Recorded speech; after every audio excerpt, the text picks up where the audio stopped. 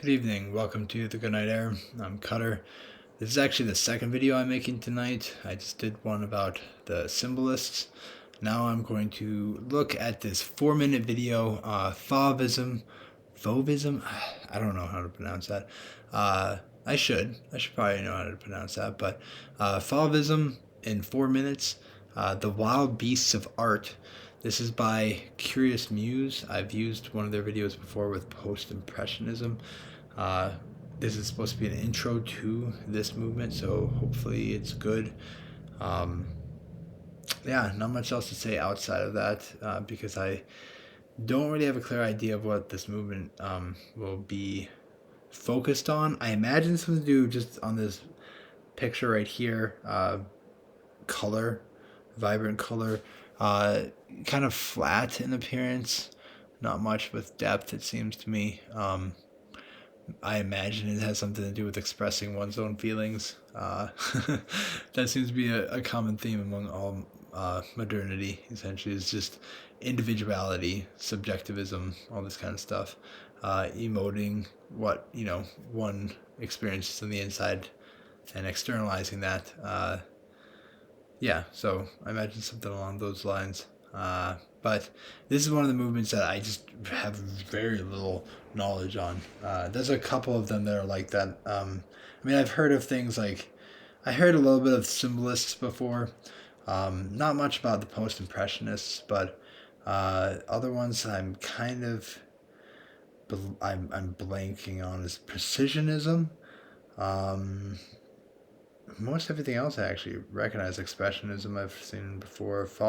Fauvism, this one maybe I've seen the word before, but kind of don't know. So it'll be interesting to just actually have a reaction that because some of these other videos I'm going through, I've either glanced at before or I've heard of the movement and I kind of know something of it. So this is kind of a true reaction about seeing this for basically the first time.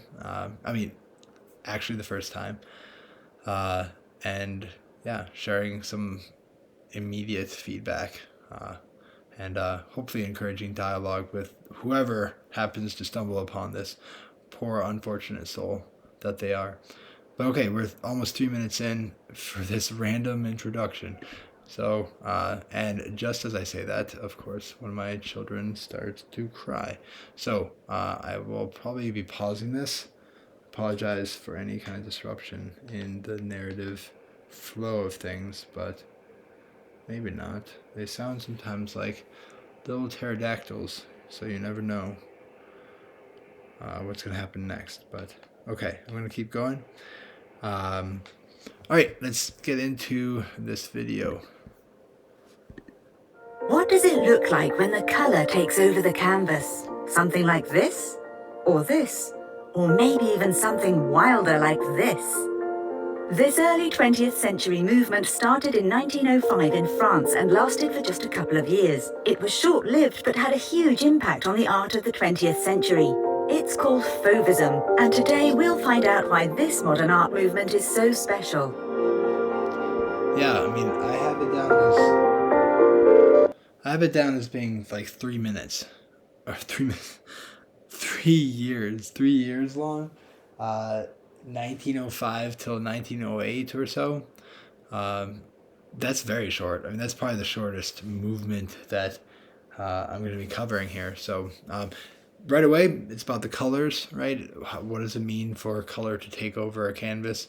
That's an interesting question, actually. So we'll see what how they describe this as we move forward. All right, my apologies. I did end up having to help out one of my children to sleep, so there's a slight blip here. But let's get back into Fauvism. Fauvism. If you'd like to see more art episodes, be sure to give us a like and tell us which topics you want to learn about next. Fauvism got its unusual name when the art critic Louis Vaucel described these artists as les fauves, meaning wild beasts. The art critic saw their works in an exhibition placed next to classical marble sculptures and called the scene Donatello among the wild beasts. And despite the fact that it wasn't a compliment he was giving them, the label stuck, and today we know these artists as Fauvists. The best-known Fauvist art was created by three amazing artists: Henri Matisse, André Derain, and Maurice de Vlaminck. So, Fauvists showed a firework of colors in their works, and they painted landscapes and cityscapes, but they also created portraits.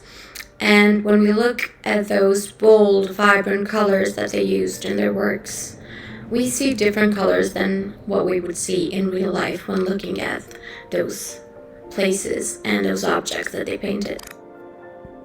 Sorry, that just, I mean, no offense, but that's just so obvious. They painted landscapes, but also sometimes not landscapes. They painted with color that was not real color. Yeah, yes, 100%. I mean, so just reacting to this painting, it is pretty to some degree. I do like the contrast between the white houses and the bright colors around them. But I think a lot of people would complain it seems childish. It's unskilled to some degree. Clearly, it's kind of more of a, I guess I would say it's like a thought experiment, as I would argue many, honestly, many artworks in the modern times tend to be thought experiments more than art, although that will, start off a huge debate, which I am totally fine with, but not for this video. But I mean, it is enticing in a way, right? The colors are pleasing to the eye, and it's interesting. Maybe even asking the question, why is that? What assortment of colors work well together? I am not well versed in color theory. I probably should do a little video on that at some point. But that I imagine is very very much connected to this movement. So each thing symbolizing something, or the contrast between them, representing something. But yeah, okay, so let's keep going. Fauvists ditched the realistic values and showed the colours they wanted to show, and not the ones you see in nature. Colour no longer had a representational purpose. The ways in which Fauvists used colour were inspired by the art of magnificent post-impressionists and neo-impressionists like Van Gogh, Gauguin, and Seurat. Now let's take a look at some of the amazing Fauvist artworks. Henri Matisse's Joy of Life is one of the best-known Fauvist works. This large canvas was finished in 1906. We can see that Matisse used a variety of intense, vivid colours to show an Arcadian landscape. The sea is painted in the background. Nude bathers are lying around. There are people dancing and playing music. We really are looking at a scene of pure joy. In the central background, we can notice a circle of people that look a lot like the ones Matisse painted in his 1909 masterpiece, The Dance. Another great Fauvist artwork is called Charing Cross Bridge, and it was painted by André Derain. Just a few years before Derain, the famous Impressionist Claude Monet painted the same bridge. By comparing the works of these two artists, we can clearly notice the new tendencies that Fauvism brought to art. In Derain's work, the Parliament of London is painted green, the River Thames is shown yellow and blue, the sky is pink, and the shapes seem almost abstract. While Monet painted the scene in a typical Impressionist way by focusing on the effects of light. Compared to Monet's, Derain's London certainly seems less grey and less moody. Let's take a look at a Fauvist. Alright, so yeah, it's kind of what I was referring to before. It's no longer representational, as in, it's not reflecting what in reality humans see and interact with on any given day. The towers aren't gray or blue or white.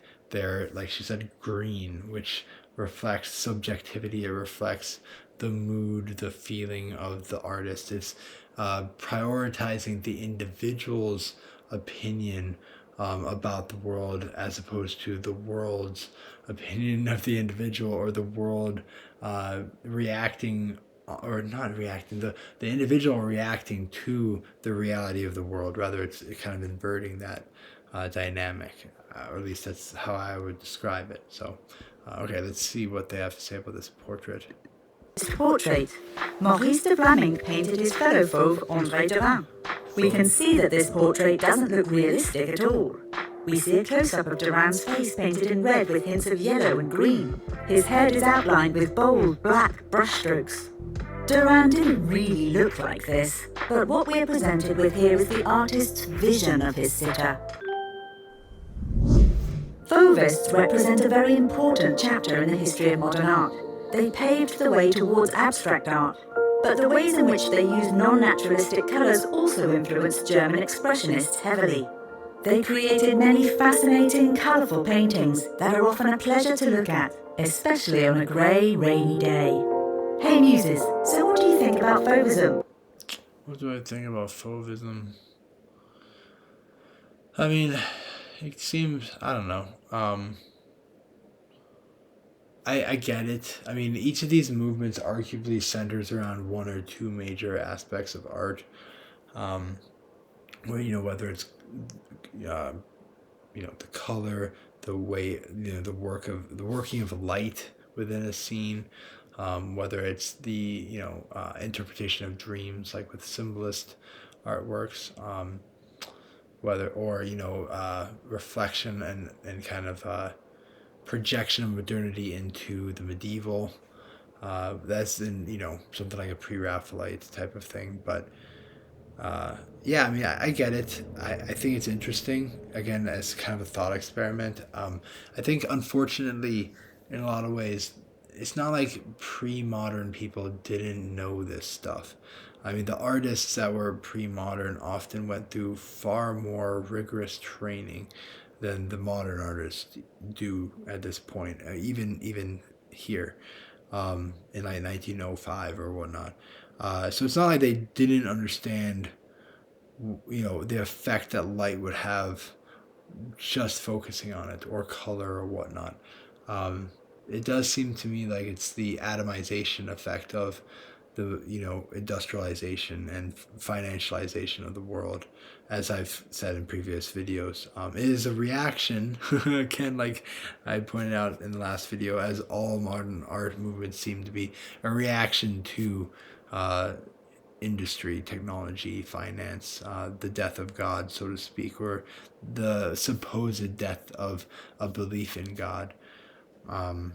So yeah, it's interesting, but it does seem like it is another thought experiment ultimately.